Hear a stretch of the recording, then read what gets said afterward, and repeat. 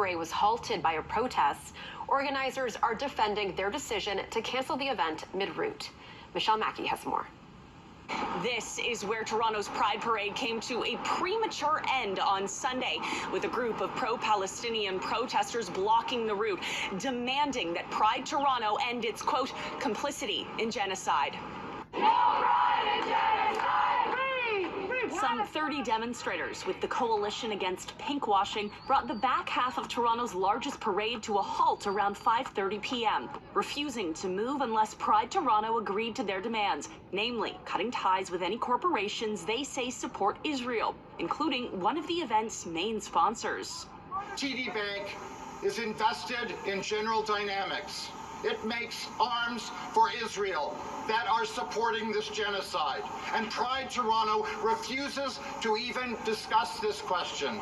Gary Kinsman left Pride Toronto in April after he says leadership refused to respond to community concerns well in advance of the event. That's why he says the protest was justified, despite some disappointment.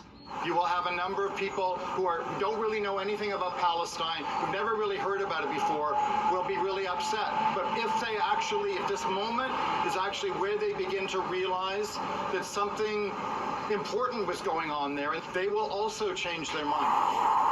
Protesters holding a press conference Monday morning claim they too were disappointed that Pride Toronto cut the parade short. Rather than have a conversation with us about the demands, the executive director, Kojo Modeste, marched past us and decided to cancel the parade. But Kojo Modeste, executive director of Pride Toronto, tells us their demands were not feasible. As it relates to continuing to work with sponsors, it is needed in order for us to be able to do what we do. These are Canadian companies that are willing to invest in the 2S LGBTQ community. But Kingsman believes that money lost from cutting ties with Israeli-supporting corporations would allow the event to return to its roots, protest and liberation, not corporate spectacle.